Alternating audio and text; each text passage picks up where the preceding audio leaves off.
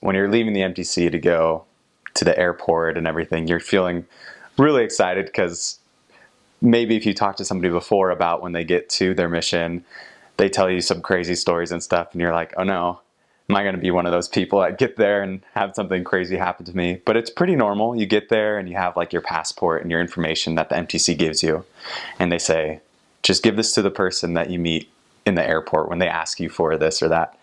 And when I got there, like, obviously they're speaking a different language and you don't know what they're saying at all, usually. But you have somebody guiding you along and stuff, so it's a little less nerve-wracking. But then you get on like a little shuttle thing that usually takes you to the mission home. And once you get there, they have like a lavish feast of different foods, usually from the country. So you get there and it's totally new and you're eating this food that's really good and different. And you meet like the mission president and you have an interview with him. And then I remember you get paired off with your first companion, who's your trainer. And it was pretty cool. We were just all at the mission house and we were just hanging out with each other. We had like a little, the mission president spoke to us and then he told us who our companions were going to be. And of course, everybody like cheers when they call your companion and you go up, you give them a hug or whatever. But after that, you just go straight to your area. And that was crazy because for me, I was like, wow, I'm on my mission right now. Like the MTC and everything, yeah, I was on my mission, but this, I was actually getting in a taxi, going to my area, going to our apartment. And it was a little overwhelming at first, but after the first week or so, I started getting into it and it was really good. So in our mission, it expanded. It was pretty big. It went, I don't know the specific cities, but a bus ride. So from Rosario, the main center part of the mission, you could take a bus ride that was about 8 hours north, a bus ride that was about 5 hours to the east, and a bus ride that was probably 6 hours south. And to the west, maybe like 3 or 4 hours. So it was a big place, right? It was a big mission. But there was quite a few stakes and a lot of wards. But I served in a couple areas that were just branches. So it could totally vary. I knew elders that served in branches where there was maybe like 25 members. But I knew elders that served in meeting houses where there was like 2 wards that met each Sunday. So totally depended on that. People would go to the Buenos Aires temple. That was the closest one, but they're building one in Cordoba, which I don't think is much closer than the Buenos Aires one. And they're building one in the north, I think. You're in a different country, so you can expect a totally different culture. I'd say they are much more, well, obviously when you greet people, they usually greet you with a kiss on the cheek. They kiss a lot more than they probably hug and stuff like that. But as a missionary, usually just as a rule of thumb, like you're not really allowed to kiss people on the cheek or anything like that, greeting people. Usually it's just between males and females. They talk, in my part of Argentina, they talk really slow, which is nice, I guess. They talk slower than most other Latin American countries like Mexico. They'll speak super fast, but here they speak really long and it's really drawn out and really dramatic sounding, and they'll use their hands all the time and just like, they'll just like use tons of emotions and expression there. And something that was really surprising to me was how open they are about lots of like physical things. And I just remember like in my first area, like the first meal we ever had with a member was really awkward because we were like, oh, you just had a baby, and like she pulls up her shirt and shows us this huge scar where she had her C-section. And I was just really weirded out because, I mean, you wouldn't see that here. You wouldn't ask somebody about their baby. They're like, oh, let me show you everything. In fact, she even showed us like a DVD of the whole procedure. So it was really awkward. But yeah, so it's totally different. Just be aware of that. And something else that's culturally acceptable there, that here it's a little different for us, is like, women will just openly breastfeed their child, like in church or out in public or when you're teaching them a lesson. Just don't be surprised with that, because I was at first kind of weirded out by it, but it's just something that's normal there. So those are like the main cultural things just to be aware of. And they love mate. It's this little drink that's kind of like an herb, just this green herb, and they suck it through a straw with like really hot water and some sugar, and they just drink it for hours on end, and they just pass it around and everybody drinks it. Don't mix it up, because they tell you you can't mix up the stuff. You just leave it where it is, pour in the water, sugar, sip it, pass it. So those are the main do's and don'ts, and just a little bit about the culture there. The food is amazing. Like, the main dish that's the most popular is the asado. It's like the Argentine barbecue. So what they have is they have like sausages, they have different types of cow. By the way, they eat all of the cow. Every part of the cow they will eat. There's nothing that they spare when they're butchering it or whatever. So what they do is they get these huge fire pits going, just like a big grill, and they lay out all this meat on it, and they just pour salt all over it. So much salt. When I saw it, I almost gagged, because I was thinking, this is going to be disgusting, like all the stuff they're pouring on it. But for some reason, it tastes so good. It's just, the meat or something is amazing. And what they do is they'll bring out this huge platter of all the cooked meat, like the chicken, the sausage, everything. They'll bring it out on the table, and usually what they'll have on the side is like a little salad of tomatoes, onions, and a little bit of lettuce, just covered in oil and vinegar sometimes, and salt and pepper. And that's it. And they'll put it on your plate. You just grab whatever you want. And they usually have mayonnaise with everything. Different types of mayonnaise, different flavors. You'll put that on your plate, and you'll just scoop this meat in your mouth, and it is the best you could imagine. I miss it every day. I miss it. But that's usually for more like special occasions. But what they usually have is milanesas, which is just a thin piece of either chicken or like steak, and they'll bread it, coat it in bread, and then they'll deep fry it. And they'll give you that with like mashed potatoes or some sort of vegetable. I haven't had lunch yet, so it sounds really good. And they'll give you like a little lemon wedge sometimes that you can like squirt on stuff. And then tomatoes, like they love tomatoes, they love meat, potatoes, and those are like their main things. And then for dessert, they'll usually bring out fruit, like just a basket full of bananas or oranges, apples. And they love doing canned fruits too, like the ones that are in syrup. They'll just pour out like peaches or pears or something like that. So that's really good. What else? Oh, soups. They make tons of different kinds of soups. And the flavors aren't really spicy, or they're not spicy at all. Like, they're wimps when it comes to like eating spicy stuff. Like, we made Mexican food one time, and they thought it was so hot. The food there is really mild, and all the seasonings are kind of the same. So a lot of pasta too. Tons of pasta. Pasta, like Italian stuff, and pizza, hamburgers. Like a lot of stuff you would find here, but it's kind of different. Like, it's not exactly the same, but it's still really good. With regards to being safe on the mission, anything could happen to like any missionary. That's what I always told myself. Like, you'd hear a story of crazy things happening to one elder or something like that, but it wasn't too frequent. I mean, there's a lot of sometimes close calls of crazy things maybe happening, but I guess the rule of thumb and the way to like protect yourself and make sure you were in good places at the right time was really just following the Spirit. Because if you were in a wrong place at the wrong time, you'd normally have a feeling like we shouldn't be here or we should leave. And that happened a few times. But they have a lot of places where they're just the more poor areas, and usually didn't go there too much at night because that's where most of the crime does happen.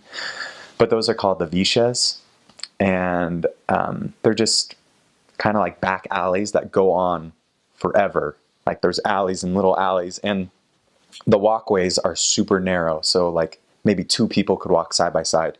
And there's just tons of houses, and they're kind of run down, but everybody has a DirecTV satellite on their house. And it's just kind of funny. The lifestyle of living there is a little different. But just staying away from those places at night time usually, unless you have a solid lesson with like either a member or a good investigator that you're going to go teach. But I would say just praying a lot for your own protection and the protection of your companion helps. And yeah, I won't tell too many stories, but like you'll have stories from your mission of situations when it might have been a little more risky than you wanted it to be or intended it to be. But in the end, if you're doing what's right and you're obedient to times and hours of when you need to be out and when you need to be in and stuff like that, you'll be fine. When you get your pamphlet before you go on your mission with your letter saying you've been called to this mission, you get the booklet that says you should bring this, this, this, this, this, and all that. And at the time I was thinking like, do I really need to bring all these clothing items and things like that?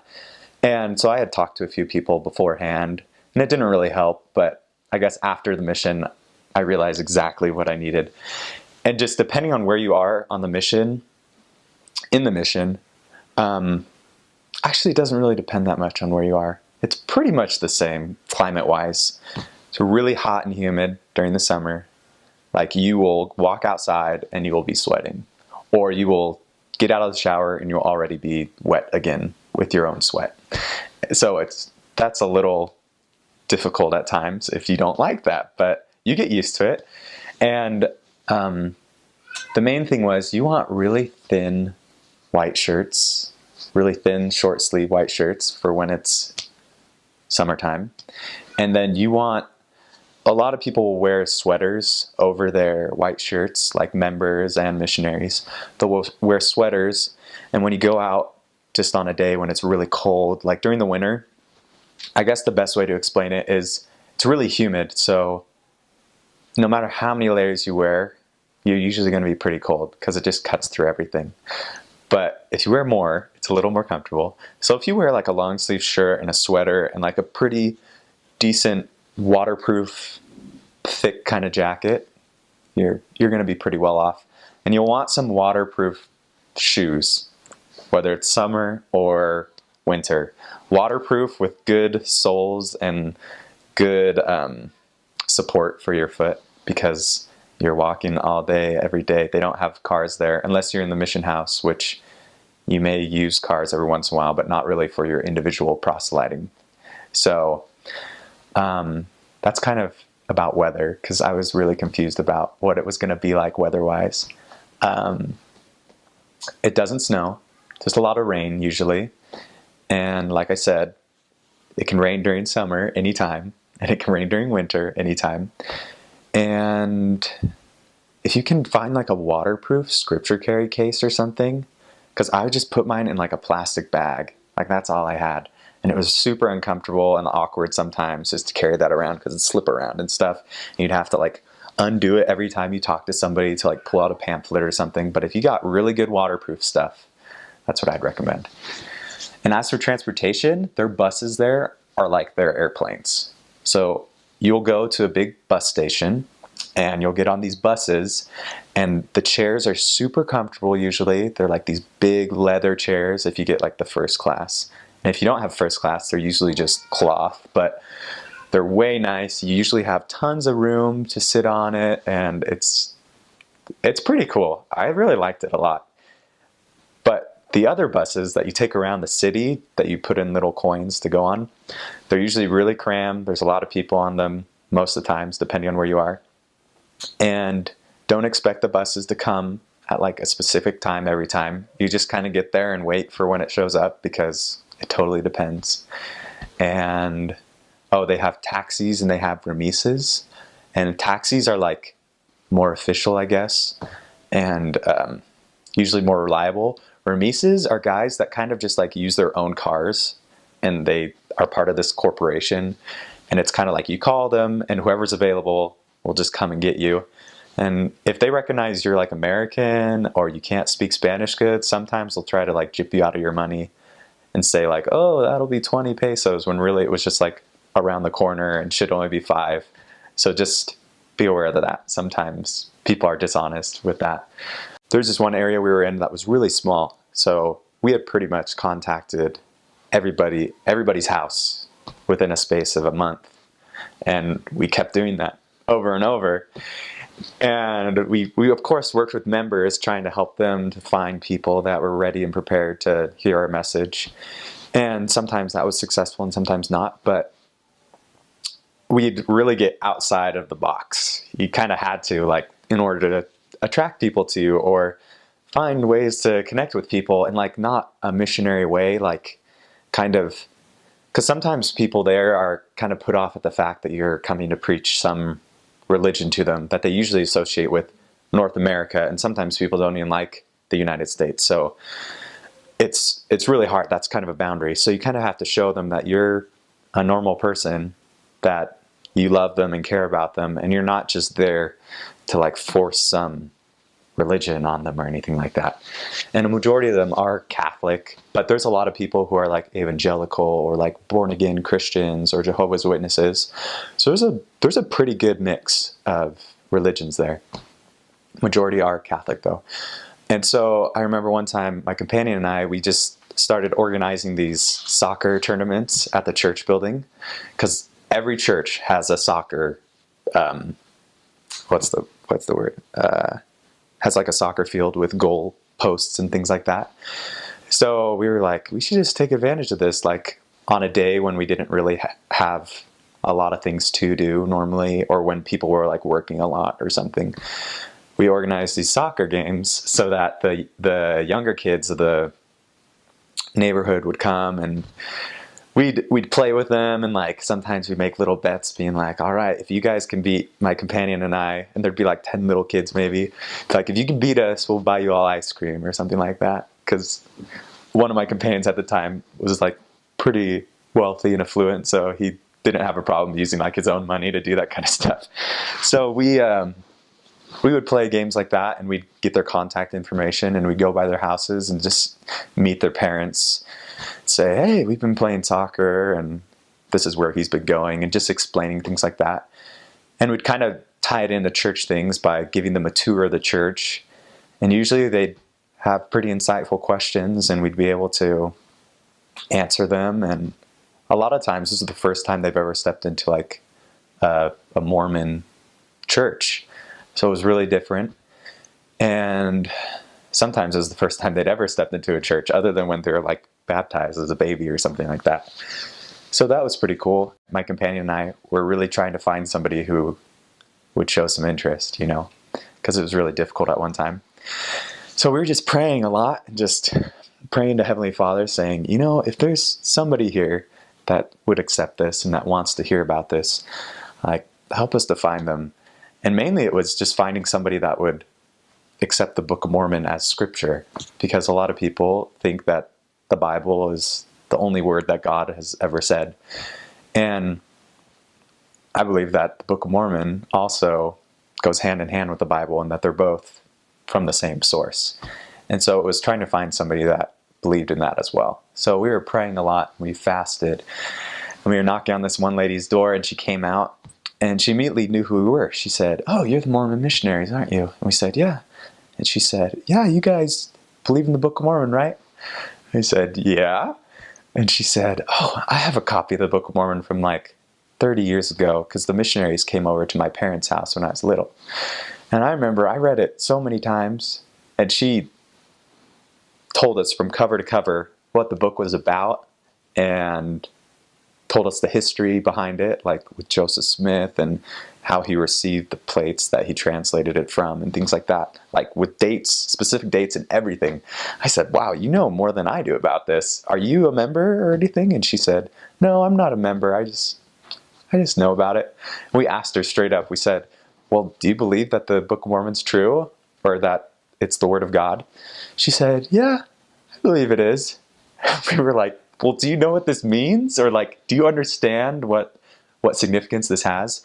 So from there on, we just taught her and explained the significance of it. And she decided to be baptized and become a member of the church within 3 weeks, because she was just so prepared and so willing to accept the message and follow Jesus Christ and take that next step of repentance and being baptized. So that was a really unique, cool experience. Well, congratulations. It's going to be awesome. It's going to be a great ride for you, this mission. You probably said Rosario, Argentina when you opened your call, but it's Rosario, Argentina. Just so you know, I did the same thing.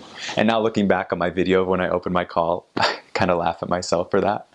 But, you know, every mission is totally different. And I'm a firm believer that everybody's called to a specific mission for a specific purpose. And that purpose can vary between the effect you're going to have on your companion, maybe, that you have in your mission, or the effect that you may have on your children in the future, or a person that you meet on the mission that you teach. So you're called to your mission for a very specific purpose that may not be known to you now, but I know after having served a mission and looking back in retrospect, there's so many people that I met and companions that I had, and just people that you come in contact with that you realize you were there for that purpose. You were there for a very specific purpose that usually only Heavenly Father knows at this point in time. And you may know at some future point, and you may not know until after this life. But if you're feeling nervous about your mission, or about learning Spanish, or maybe you're not a really good people person, or maybe you're not organized, or maybe you've never been out from home before ever in your life for more than a day, or a sleepover at a friend's house, don't be nervous, because who the Lord calls, He qualifies. And He will make sure that you are prepared to teach and to be an effective servant. And I would say that you want to feel the best you can while you're on your mission. So if you ever feel like before you go that you need to like resolve something, or you need to do something in your life to feel the best you can on your mission, just do it now, because you feel so good on your mission when you know that you're living with the Spirit, and that you are really, you're really doing all you can so that the Lord is able to influence you and really use you. So I would say, just do anything you can now to make sure that you can really have the Spirit with you, because that will help you in the MTC, it'll help you in the mission, and it'll just help you throughout your life. So I think that's a big thing. And I also think that just praying that you will be just a loving, great missionary, and that you can be obedient and just have a really willing heart to do whatever is asked of you. That's a big deal, because, I mean, you want to be that missionary that mission president can count on, your companion can count on, and more importantly, that the Lord can count on to do whatever is asked of Him. So that would probably be my advice about you and your call right now. We left on, I think it was the 23rd of December. So we got down and we were at the mission home, and it was Christmas Eve that we actually got to our areas, and we got to see our mission trainers. And I remember going and visiting for dinner one of the counselors of the bishopric, and they had a wonderful dinner. It was really neat. They had these trying to remember if it was Christmas Eve or New Year's, but they had these some of those floating in the neighborhood. They had some of those floating balloons going, or those candles, and they lift up, and just a lot of fireworks. But anyways, it was neat. That the family was wonderful, and the food was really good. Argentina really is really known for their meat, and it's true, they have really good meat. And but I just got to feel the love of this family. Even though I couldn't speak very well, my companion, it really helped me out too. So it was good. It was warm. It was winter here. Get down there, it's hot and humid, but it was a really good experience. I can't complain at all. First getting down there. One thing to know about our mission is it's a lot of flat land, a lot of agriculture, like they grow a lot of soybeans, for example. And also there's like two rivers that border, well, one river kind of runs down the middle of our mission, and the other one borders our mission on the east. And so with those rivers, it also brings a lot of humidity in the air, and so it's definitely humid whether it's hot or cold. And so when people talk about how, since it's like a humid cold, like even though the temperature doesn't get a lot of the times cold enough to make water freeze, just because it's humid, like they say, it kind of gets to you deep, like to your bones, like they say even. And so yeah, very humid, and so in the summer it can just be kind of really steamy, warm. At first, you might kind of get a little uncomfortable with the collar because of the humidity, and it's just kind of a little sticky. Wearing a white shirt, and especially if you happen to be wearing long sleeves that day, you just kind of have to get used to feeling moist, and like your neck gets used to it, like you just won't notice it anymore. So it's okay. As far as like other weather things in Argentina, in my first area we had some pretty heavy rainstorms and even had some hail come down. I remember we went into a grocery store. The rain was coming down really, really heavily, and the power went out.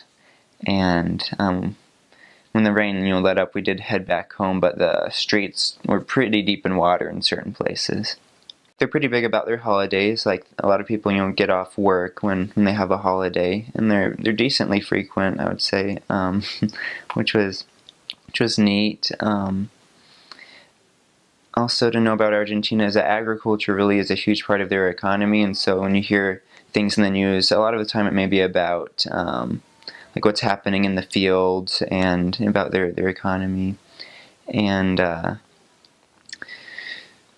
they really like their soccer. Like in Rosario, like you could be in one neighborhood where they have a lot of black and red, which represented one team, and then another part of the city you'd have a lot of yellow and blue, and it'd be like painted on like telephone poles and on walls, cement walls, and then at the end of games in Rosario, if we were walking down the street and a game had just ended, you'd see just a whole bunch of people riding down in their motorcycles and their trucks, speeding down the road, and just really excited about the game. And so that was one thing, and you do have to be careful because people can get excited about the games, and so sometimes it's best to avoid some of the excitement. But you'll get to know that if you go there. And also they like to play soccer for fun too. You'll see you see a lot of younger people out in the sun, sometimes without their shirts off, just playing soccer, just over and over again, and it's really neat to see. When you come to Argentina, you'll find that most of their houses are not made out of wood. They're mostly all cement and brick. And often, like, the cement you see has brick underneath it. And the neat thing about these bricks is that they're hollow as well, and so they're pretty light, for their size. But they use these red bricks, and a lot of the houses for like lower income families, these bricks will be exposed, and you can see the bricks on the houses. But in other areas you'll just see just what it looks like the house is just cement, but what they've done is just kind of plastered the bricks with the cement type substance, and then cement inside the houses as well, and so they can just paint right onto the cement. And I really like that because it just makes me kind of feel like these houses are pretty durable, right? These cement houses, and I mean there's advantages and disadvantages to wood versus cement houses, and you kind of learn what those are. But they even like the stores, just a lot of cement and brick. And you'll have some woodwork in some houses, like I saw, maybe one like internal wall, like in one small house, was made out of wood. And so they do use wood here and there, and like with the doors, of course they have wood. The windows, you'll find in Argentina, like I think you will in other South American countries, that they often cover their windows with bars, just for safety, and they often have fences around the yards. And these are especially in big cities. They take extra protection of their belongings and their houses. If you're like in a little like pueblo, like a smaller village that's out in a rural community, you'll find that they don't have as much like fences. Like they still do, and they often still have bars on their windows, but it's not as big of a like theft isn't as big of an issue. Like you might see people leave their bikes out in the yard, but you wouldn't ever see that in the city. They use buses and their remises and taxis a lot in Argentina. And you see a lot of people riding on, they call motos, like just little scooters. You'll see some more full-size, like some bigger like motorbikes as well, but often it's these smaller scooter type things you'll see. And you have cars there too, but definitely you see a lot more of those little motos than you might see like in the United States, for example. But yeah, when we'd go for mission transfers, we'd often kind of have this big center hub, I guess you would call it, where they'd have a whole bunch of colectivos meet. They'd call it like El Centro. I'm trying to remember what they referred to it as, but anyways, just this big bus plaza basically. And so often during transfers, you'd see all these missionaries crossing paths. It was a good place to meet up and say hi to these other missionaries, because they might be going to the other end of the mission, and you're there just dropping off your companion. It's just a fun place, and you just have to wonder what what other people around might be thinking. You just get this big influx of these guys in white shirts all of a sudden, and girls as well. The elders and sisters. So that was a neat experience. And then you get on these, they call them colectivos in Argentina. In this area, they call these big buses colectivos. And they are often double-decker, especially bigger ones going farther away. So you might be on the upper level of these buses. And just so you know, like sometimes you might want to be on the lower level because it's cooler if you can get down there. But if not, the upper's fine. It's not, usually doesn't get too hot, and it's a nice smooth ride. Sometimes when we were when we were in our own little city, we were in this place called Ugues, which is kind of like spells Hughes in English, and it was just my companion and I there, and then we'd go to another city called Venado Tuerto, which means like one-eyed deer, I was remembering. But anyways, they for whether it was like a zone meeting or a district meeting, we'd have to take it was a little under an hour ride, and so we'd take a bus that would go from our city to the bigger city that was kind of the center of the zone. And so that was in that area. But yeah, just a lot of buses, and you might take all day traveling if you're traveling from one mission, from the southern part of the mission up through Rosario, and then up farther north and then west. You could take most of your day just traveling, and depending on bus schedules. And you notice when you first get to Argentina in this mission, we went to a city just outside of Rosario, and so there's a good amount of trees, and there's some fields surrounding as well. But they in these trees, like when that gets really hot during the day, you can just hear certain bugs that make a really loud noise, and so you just get used to these loud bugs in the trees, and then they're just there. As far as other wildlife goes, this isn't necessarily wildlife, but a certain pet came to mind that just sticks out in my mind. There's that I haven't seen a lot in the States. I'm not all the way sure if they actually exist much in the States at all.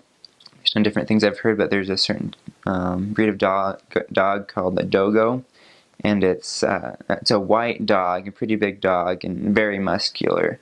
And they're kind of like, people kind of think about them like we think about Rottweilers.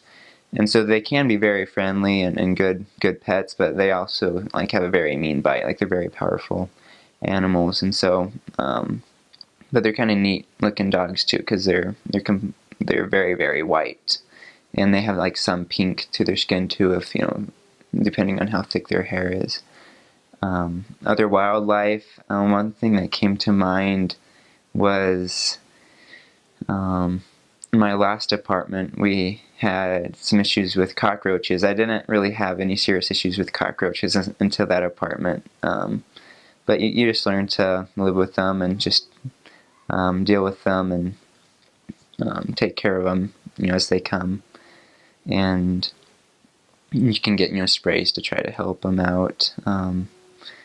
They had some pomegranate trees at that same place where they fed us there, and they had, which reminds me about this place, they had these large spiders there that they'd work together, but like the spiders were these large spiders, long legs, but they kind of had this metallic look on the outside of them, with their colors, and they're kind of shiny, but they would go in between the telephone wires, and you could have like multiple spiders putting their webs together to create these giant webs, and you see these big spiders in the middle of these big webs.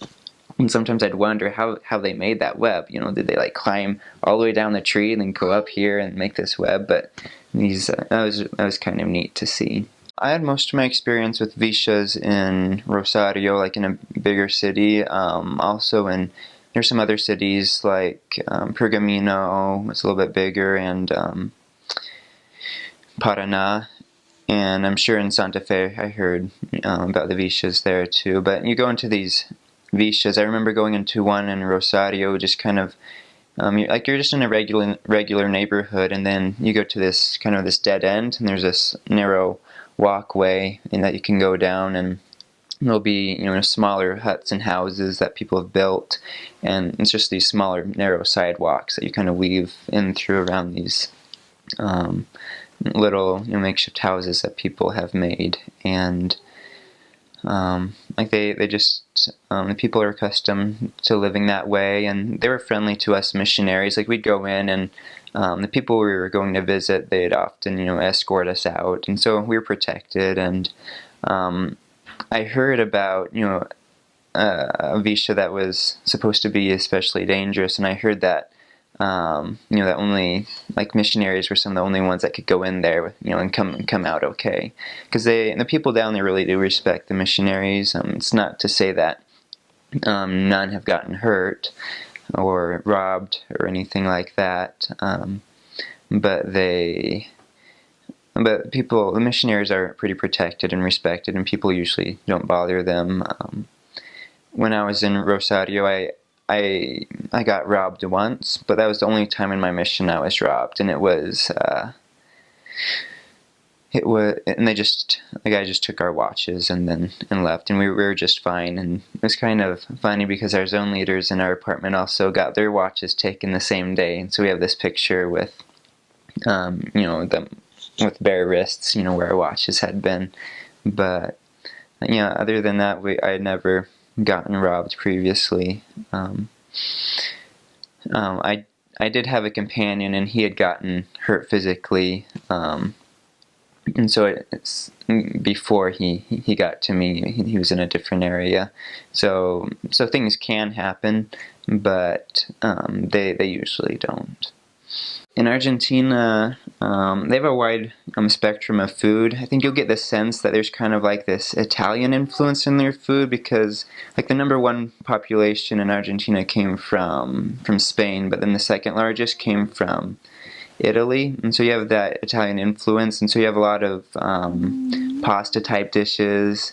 They have things called gnocchis, which is kind of like a flour potato based noodle. That's it's kind of thicker, like a little ball, and and they eat that with some kind of tomato sauce and seasoning, and often with meat, and often with their pastas they have that harder type of cheese that you grate, and it seasons it really well. It's really good. And Argentina is very well known for its meat. That they're proud of their meat. And I have to say it is really good. They have what they call asados, or in other words, barbecues, and they have just a ton of meat on there with like these bigger sausage things called chorizos, and they have big slabs of beef. There's this one, I remember in particular, this one man and woman that would feed us very well, and they just seasoned the food very, very good, and very, very good meat and seasoning with the meat in Argentina. Highly recommend it. It's really good. They have another thing Argentina, I believe, is known for is their the name's escaping me. It's kind of what I like to say. It's kind of like a mix between like a cupcake. It's not really a cake, but it's kind of like a cookie candy bar cupcake thing, and it's called a I can remember the name of one of the brands. It's an alfajor. Okay, alfajors. They have a large variety of alfajors. And they're filled with they're often filled with what they call dulce de leche, which is kind of like a soft caramel, and it's really good. And you can buy kind of big cups and containers of the dulce de leche, and you can put it on bread yourself. But the alfajors are really good, and you can get those at the kioscos, and it's probably best not to eat too many of them because they are pretty rich and sweet, but they're good, and they have lots of different kinds and brands, and some like with white chocolate and other different flavors. And they also have alfajor specific to a place. Like in Buenos Aires, they have a certain kind called Capitán de Espacio, which is like Captain of Space. And they have others that are just kind of place specific, and they're really good.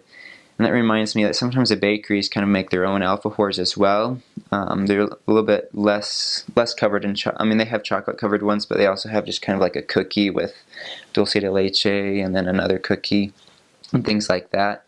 But it reminds me about the bakeries. They're big on bakeries in Argentina, and people can get their bread from supermarkets, but they can also go to a bakery and get fresh bread, and there's all types of bread.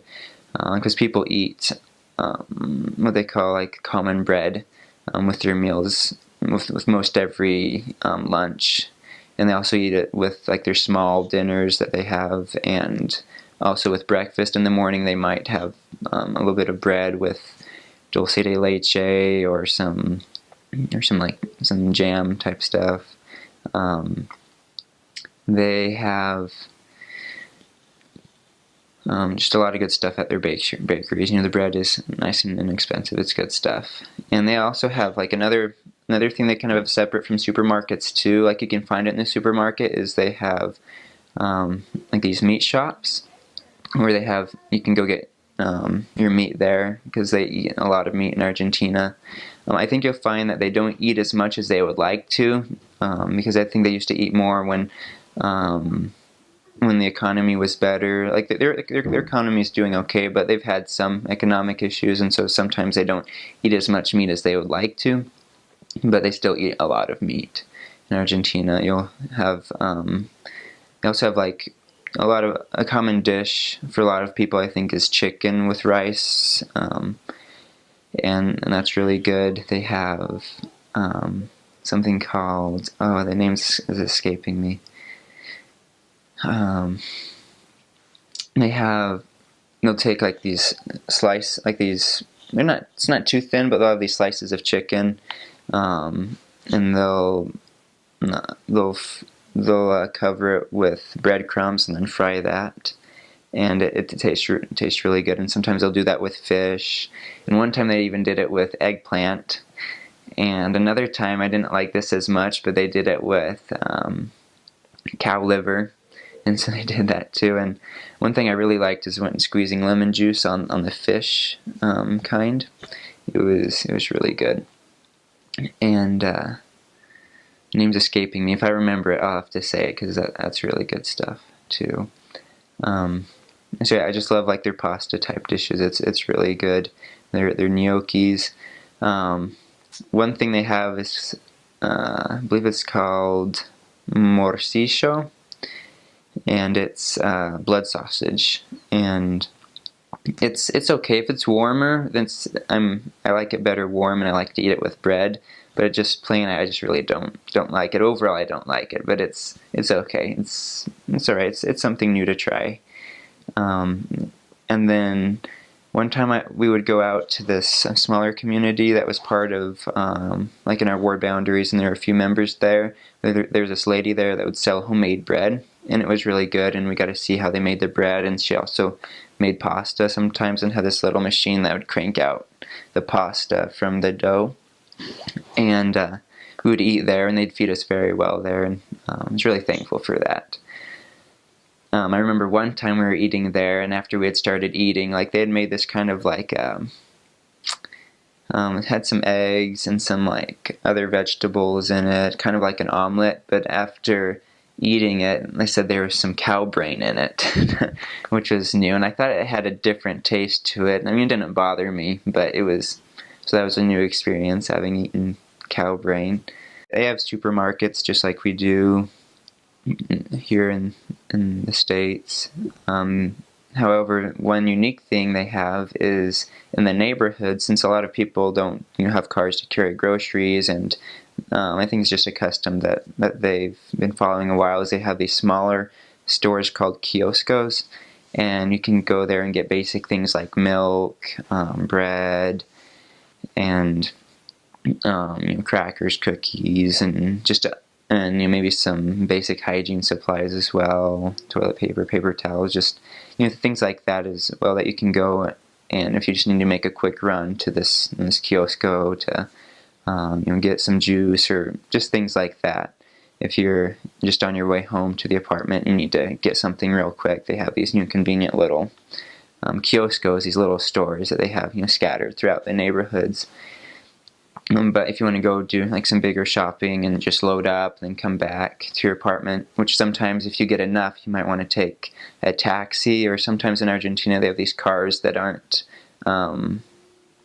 called taxis, they're called remises, and they're different because like they don't have to be painted a certain color and like display necessarily like that they're like the city taxi or that they're a taxi company, but they're still like part of this little business, and like they'll get radioed in. But getting back to the shopping, like you can if you have enough things, you might want to just take a little taxi or remise back to your apartment from a larger store. For doing internet, they have places called they call them cybers, like, which would be spelled kind of like cyber, where you can go to they have computers there, and it's not too expensive at all, really. You just go on there and you take your like your assigned mission time to use the computers, and then it's pretty modern, up to date in that respect. They have post offices in Argentina. Their postal system is actually pretty good in Argentina. If you're out in a rural community, like, then maybe it might take a while for your letter to get back home, but usually Argentina's mail system is pretty good, and things get back home pretty quick. And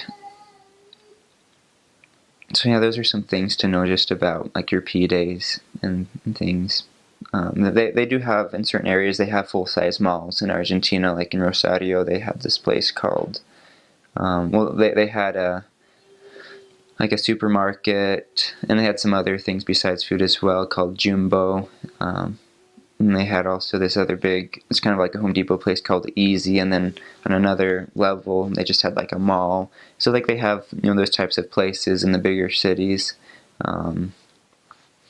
That if you need to go do other types of shopping and want something like that to look around, they do have that.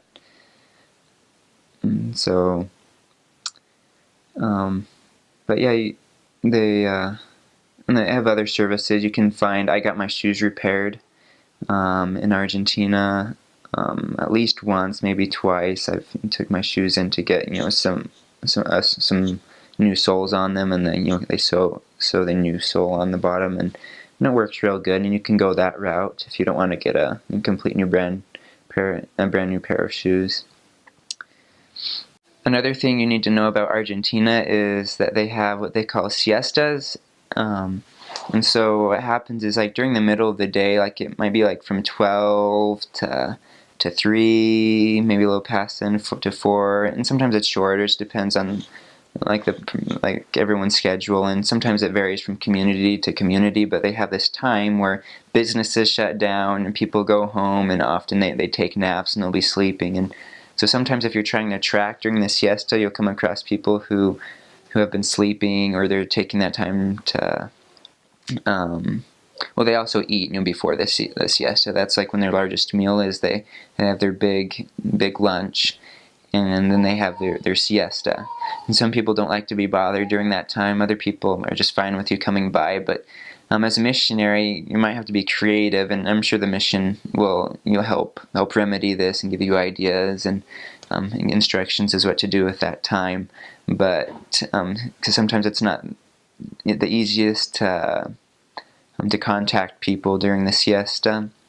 I mean, you may be able to find people in the street anyway, and you can knock as well and just see what you can find. But but during the siesta, you might have to be creative, like go visit members and things like that.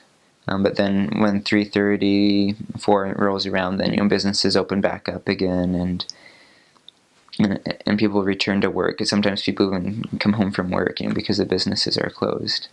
That's another thing to know about the siesta. Like you'll eat a big meal, and then it'll be hot in the middle of the day, and you might be walking down the street, and you're just like, I'm so tired, and it's warm, and no one's out here to talk to.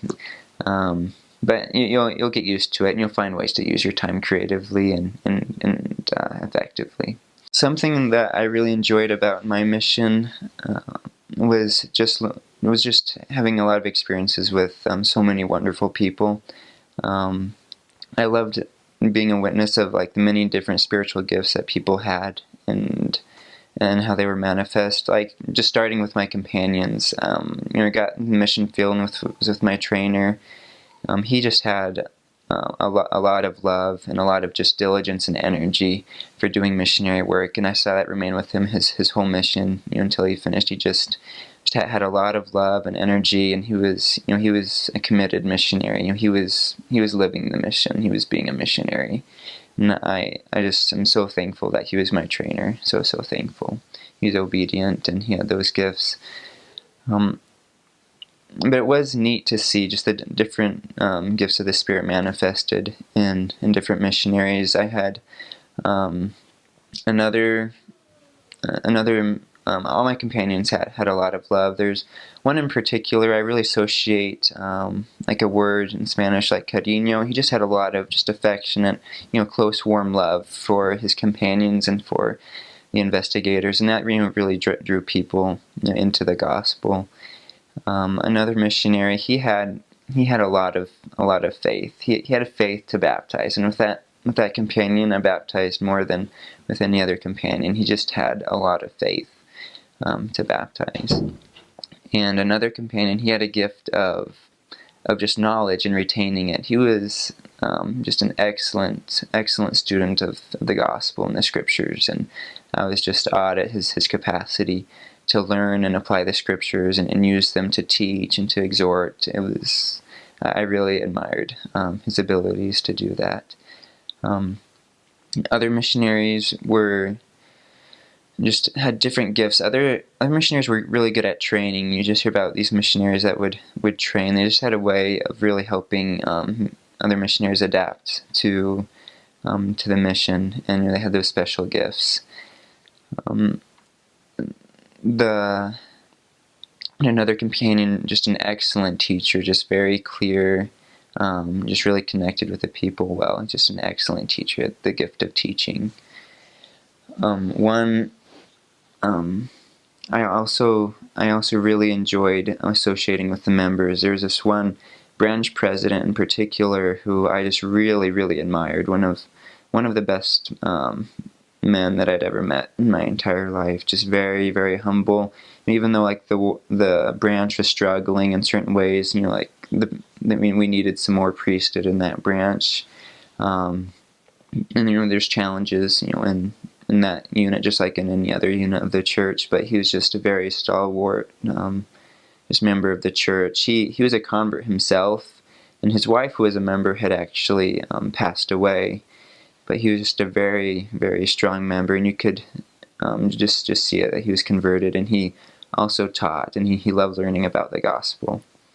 And I really admired him. And there's countless good members who serve the missionaries and help them out.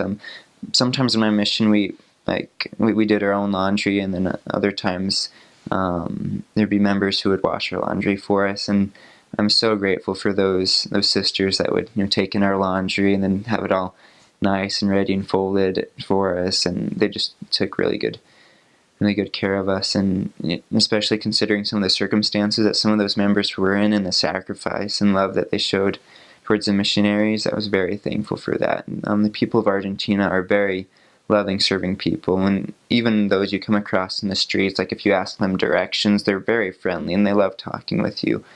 And they're often willing to listen to hear what you have to say about the gospel, even if they are pretty firm rooted in what they already believe. There's many people who are very, very open to at least listen to you. They're very friendly people. And I'm trying to think of just other people who just exercised mighty faith. There's this one lady named Maria, and she had just a lot of trials. You could see it in her face. And she had a daughter who was grown but had special needs. And at first I was kind of unsure about this lady, but what I came to know that she had a lot of faith. And when we went and taught, she was listening very sincerely, and that brought the Spirit very, very, very strongly. She listened to the missions, and she listened to the lessons, and she progressed very quickly, and she was baptized. And I can't remember if it was before or after her baptism. I think it was before, but she had a pain in her head for a long time. And we had the opportunity to give her a priesthood blessing. And after the priesthood blessing, this pain that she had in her head for a very, very long time, like I want to say it was years that she just had this pain that she got used to, was gone. And she was just very, very moved by the experience. She said she didn't know that she could receive something like that. And so I know there are people, many more people like her, that if they just know what this gospel has to offer, and that the real power that is in it in this latter-day work, that they'll be attracted to it and ever so grateful for it. And just many other good, humble members. I particularly just remember a lot of faithful sisters who come in with their family each week, and a lot of good brethren too. But it sticks out to my mind about the sisters. I mean, it depends on where you are, but sometimes you'll notice that sometimes there might be some priesthood lacking, and so that you might need some extra help in that area. But there's some very, very stalwart sisters, and who really help in the missionary work too. And I'm just so thankful for the people of Argentina and the example they set. I want to leave you guys my testimony that I know this work is true. I know the Book of Mormon, the Bible, the other scriptures are the Word of God, and that as we treasure up those words, that we will grow closer to our Heavenly Father.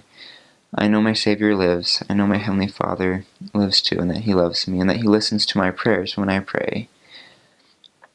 I know that through the atonement we can be purified from our sins, and that we can be elevated to a higher level than we were before. And I know that we can help others do the same.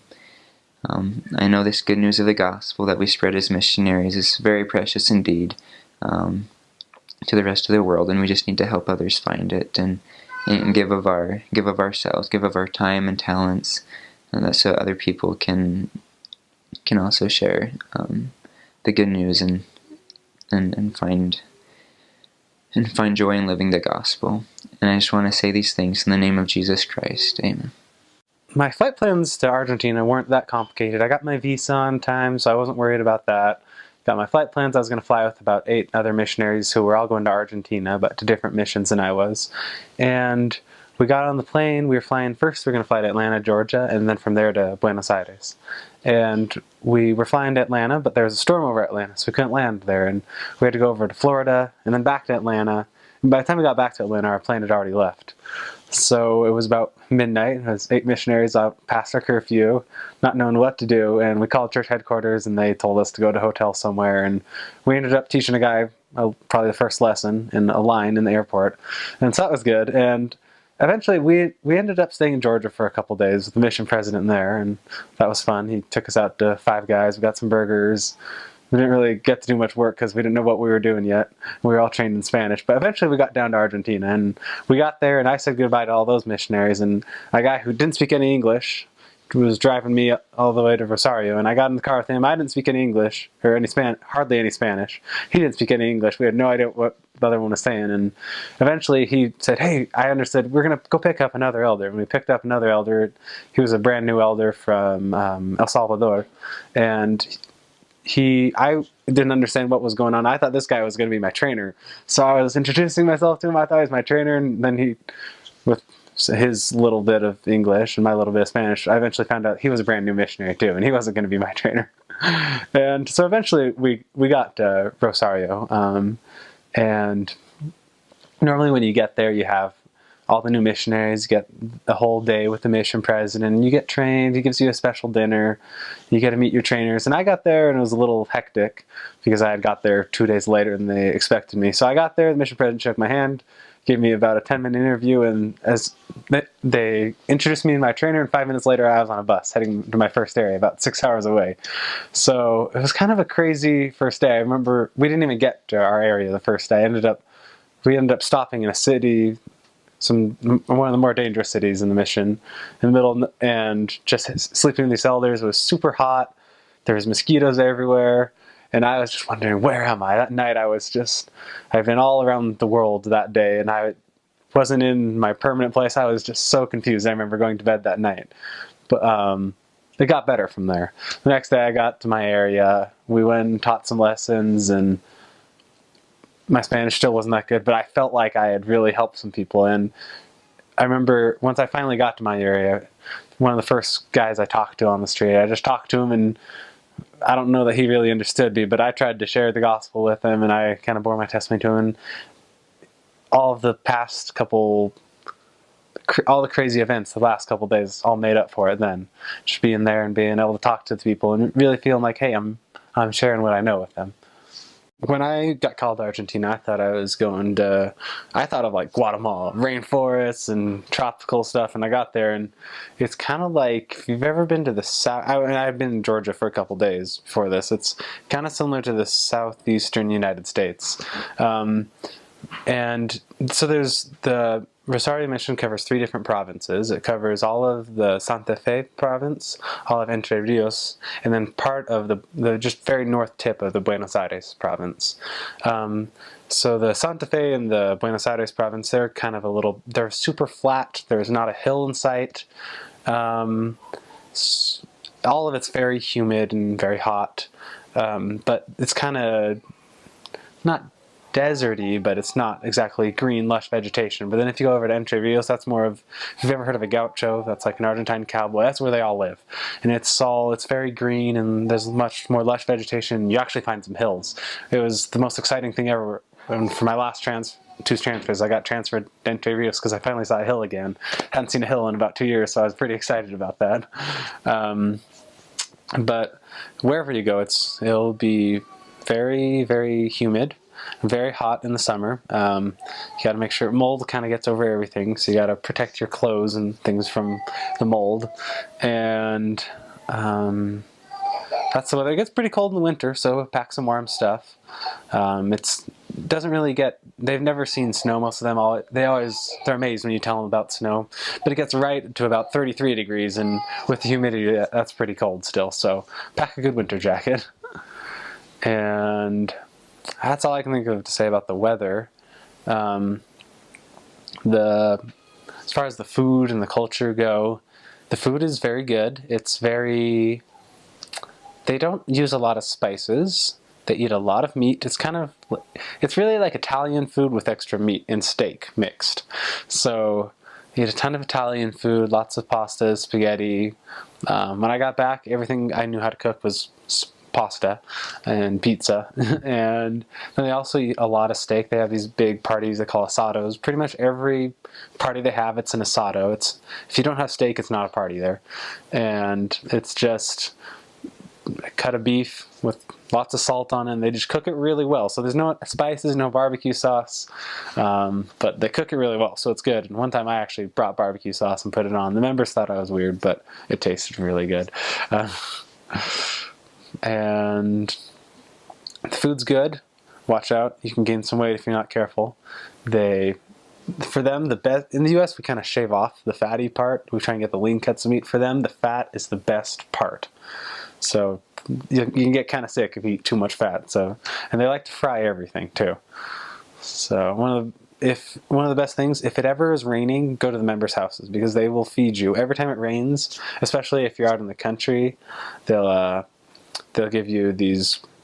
They're kind of like an Indian fry bread. It's called a torta frita, and it's just basically just flour and water, and they fry it up. And it's not very good for you, but every time it rains, they'll give it to you, and it's really good. So remember, when it rains, go to the members' house. About half the mission is big city, and the other half is kind of out there. They say the campo, but it's just like country, middle nowhere cowboys. So I spent about half my mission in the city, and the city, it's kind of, if you know anything about Buenos Aires, it's pretty similar. There's some really poor areas, there's some really rich areas, very crowded. It kind of looks like the streets of Europe with how if you've ever seen some of those Italian buildings, or it's kind of like that. Have Italian architecture, very busy, crowded cities. But then if you go out in the country, you see guys walking around in the traditional cowboy attire all the time. They'll ride horses around. I actually have horses in the city sometimes too. That's another story. I guess I could tell you about the Vishas, but that's okay. So if you go in the city especially, there's these very poor areas. They're called Vishas, especially in Rosario and in Santa Fe, especially. That's one of the big cities. And so there's a lot of poverty there. It's kind of, they're people that they don't own the land. They're squatters. They just came and built their houses on there, and they've lived there for generations. And they're kind of poor. Those places can be kind of dangerous sometimes, but you can find some really good people there too. But that was kind of astonishing for me the first time I went to Avisha, because it's just giant neighborhoods, and their houses are kind of just built out of scrap metal and wood, whatever they find lying around. But they're good people, a lot of them. You just kind of got to be careful too, because there's some shifty people too. There was a couple of times where I was sure I was going to get robbed, but I think the Lord was protecting me, so I didn't. Actually, one time I almost got shot, but they missed, barely. So the Argentine people were they were awesome. I love them. Some people think Argentines are a little odd. Some people, if you talk to people, a lot of them will say Argentines are the proudest people ever, and they'd be kind of proud, kind of stubborn. What I love about them is they have the most national pride of any people I've ever seen. If you think Americans have national pride, Argentines, they love their country. They think Argentina is the best country ever, and they can't even believe that America thinks that we're better than Argentina in any possible way. And in a lot of ways, they're pretty good. They got a good soccer team. They have Messi. Oh, Messi is from Rosario, by the way. If you know, Messi is one of the world's best soccer players from Rosario. And so they're very proud of their culture, and they love it. And they have a lot of unique culture things about them. One of the things that you'll find out about them when you get there is the siesta. Siesta is a huge thing. It is sacred. The siesta is it's usually about 2-hour nap that they'll take after lunch. If you knock on somebody's door during the siesta, especially in the summer, it is a crime, and some people will shout at you. They'll think that you're violating age-old customs. Some people don't really care as much, especially when you're in the city. It's kind of not as important sometimes, but especially when you get out in the country, and especially in the summer, the siesta is sacred, and everybody sleeps the siesta. As missionaries, you won't sleep the siesta. You'll probably study during the siesta. But so that was kind of fun. We would wake up early in the morning and go out to teach at 8:30 or 9 o'clock in the morning, and then we'd do most of our studies during the siesta because it was so hot. But that's something fun about them. Dinner is a very small meal. Breakfast is almost non-existent. All they drink is this little drink called mate. It's basically, it tastes like they put grass in a cup and put water in and then drink it through a straw. But you're not allowed to drink it as a missionary, and at least in Rosario. We weren't allowed to drink it as missionaries, but when I got off my mission, I brought back a big bag of mate because I wanted to try it and see if it was good, and it really just tastes like grass and water. It's not that good to me, but some people love it. They love it, and they're convinced it has all these health benefits too, which I doubt. But so they're always drinking mate. Everywhere you see them, they'll be drinking their mate. They always have a little wooden cup and their straw, and they have a little thermos of hot water, and everywhere they go, they'll bring their thermos and their mate. I've seen them on the back of a motorcycle. One guy's driving a motorcycle, the other person is on the back pouring their mate and handing it up to the guy with the motorcycle while he's driving. Most people there don't have cars, but everybody has motorcycles to get around, and there, a motorcycle is a family vehicle. I once saw a family of 7 people on one motorcycle. It was a dad, and then a mom, and then like little kids. And then the oldest son was on the back. He was riding his bicycle. He had his hand holding onto the back of the motorcycle, getting towed along on his bike. So you'll see some fun things there on motorcycles. And one of the really exciting things, I spent a lot of my time out in the country, are the gauchos. They're cowboys. They're fun. They have very distinctive attire. They have these funny kind of French beret hats and these big giant belts and kind of pants that get tied around the bottom.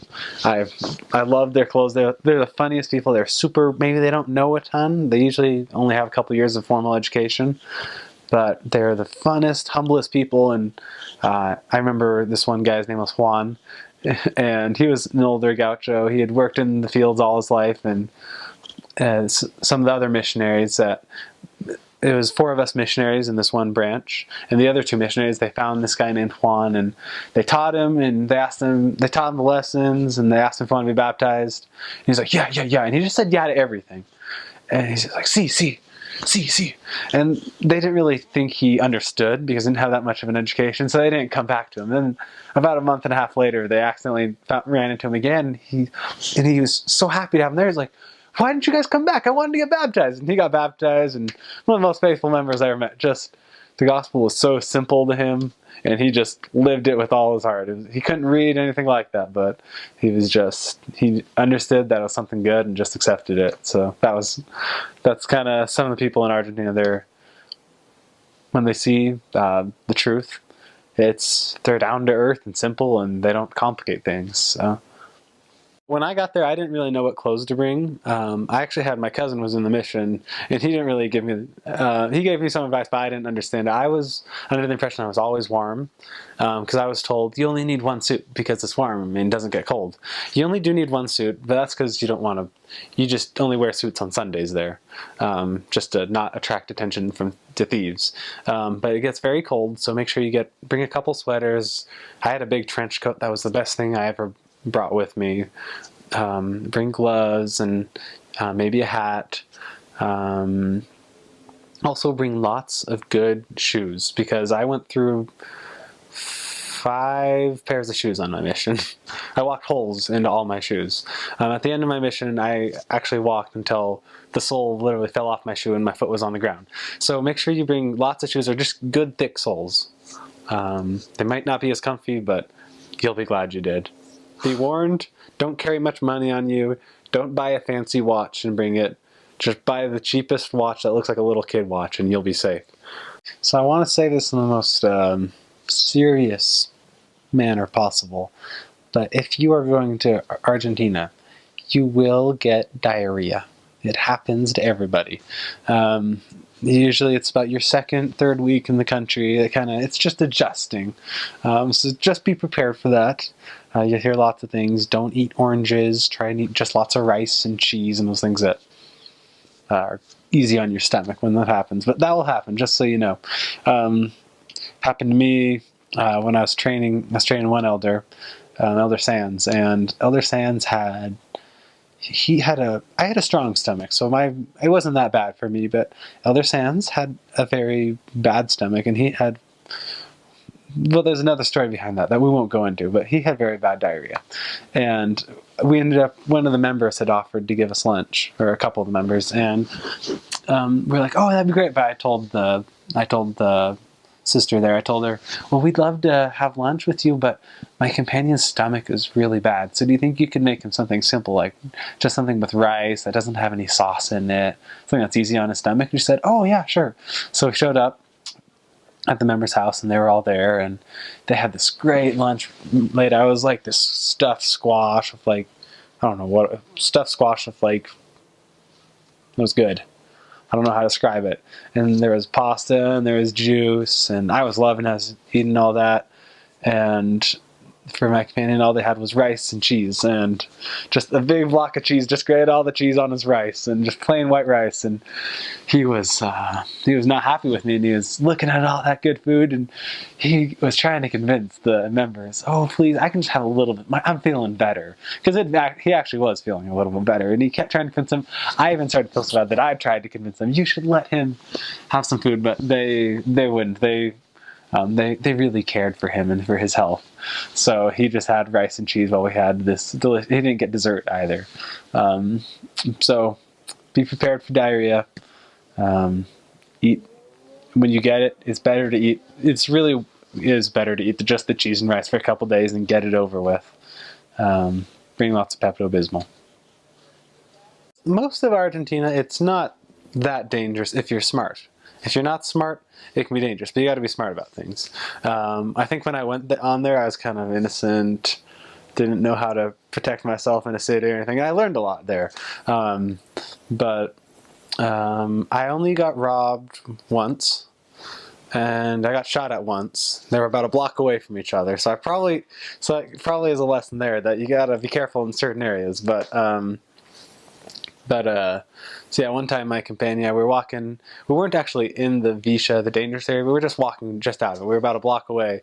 And, okay, I wasn't getting along that well with this companion already, so that's kind of what led to this. But so we see all these cop cars parked in front of this house, and I see a bunch of cop cars. Generally, you don't want to be around a bunch of cop cars. Usually that means something bad.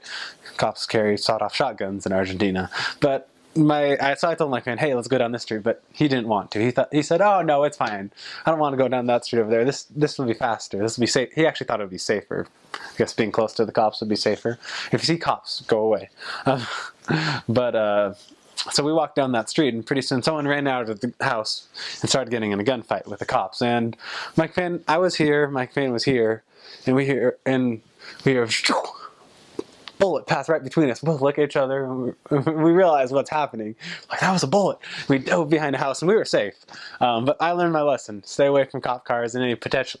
Really, you can be pretty safe as long as you stay away from a lot of the potentially dangerous situations. Most of my mission, I was very safe. Kind of some of the things I learned, that was late at night. Some of the things I learned is you stay out of those dark places, those Vishas and stuff. You don't want to be there at night.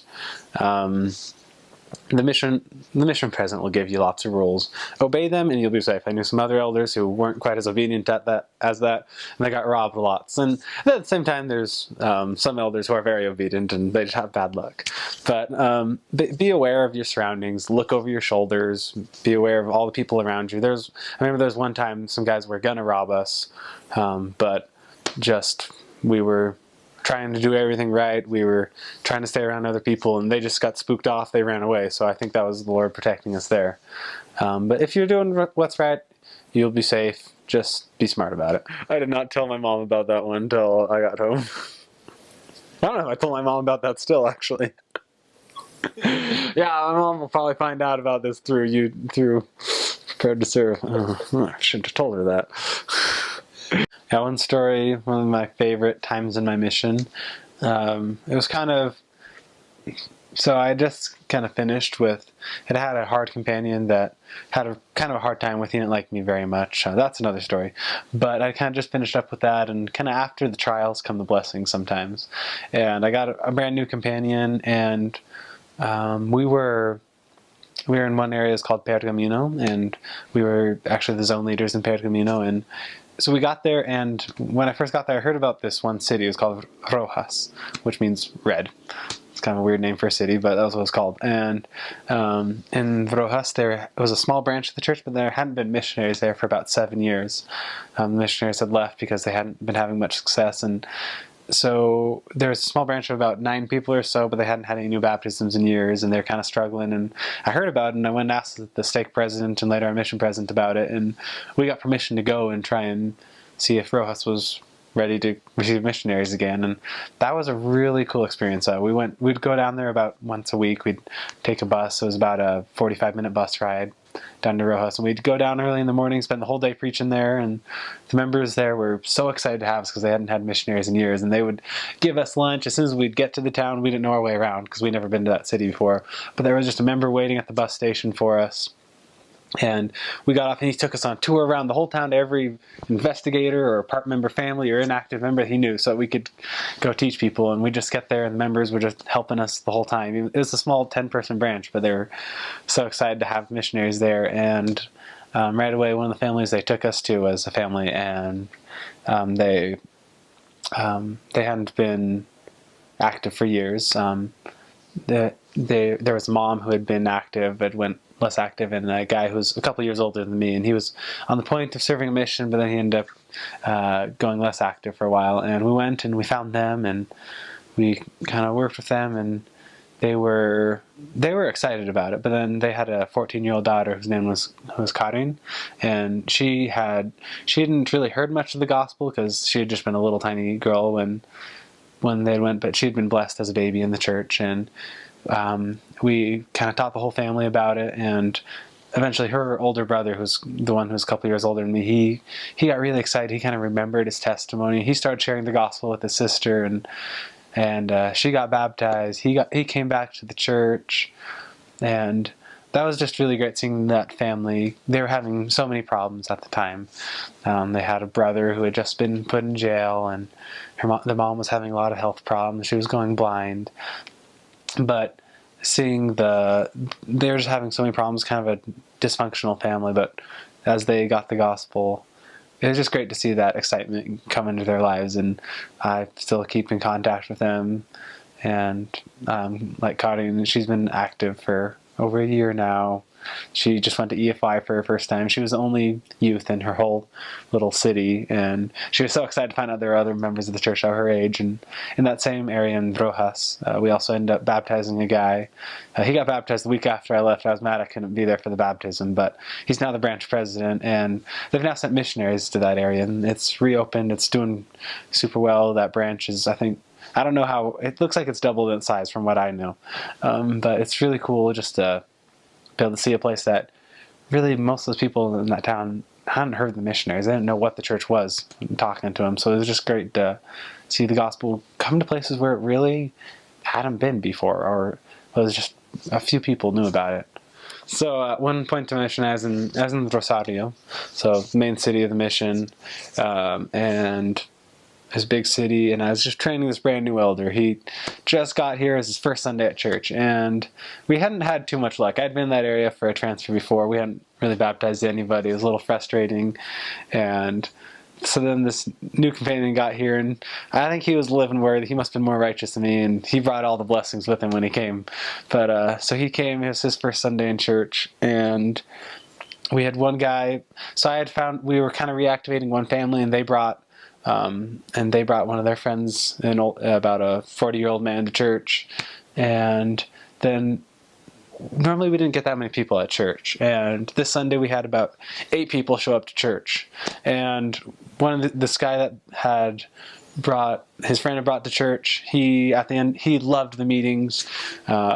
every lesson he was just crying during the lessons. At the end of the meetings, I just came up and said, "Hey, do you want to get baptized?" And I think about 3 weeks later, he got baptized, and he was so happy. And then that same Sunday, so I thought I was doing pretty good. I had just asked a man to be baptized right after sacrament meeting, and then I come over, and then I look around trying to find out where my new companion was. Because he could barely speak Spanish. He didn't really know what to do. And I find him, and there was one man, and we had kind of just we just talked to the guy basically on the street. And he just asked where the church was and said he wanted to come. And he ended up showing up to church that day. And he, after the meeting, he came and found my new companion who barely spoke any Spanish. And he said, "Yo quiero ser bautizado." And my companion understood that he was saying, "I want to be baptized." And we hadn't really taught this guy about baptism or anything, but so my companion was just like, he thought about how can I say that in Spanish? Like, "We can do that. Do you want to be baptized on this day?" And he did.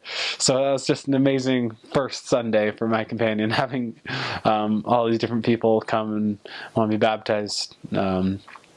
So it was interesting. We had times like before that my mission where nothing was happening, we were working hard but just weren't seeing the blessings, and then we tried to have a little patience, and we saw all those blessings open up at once.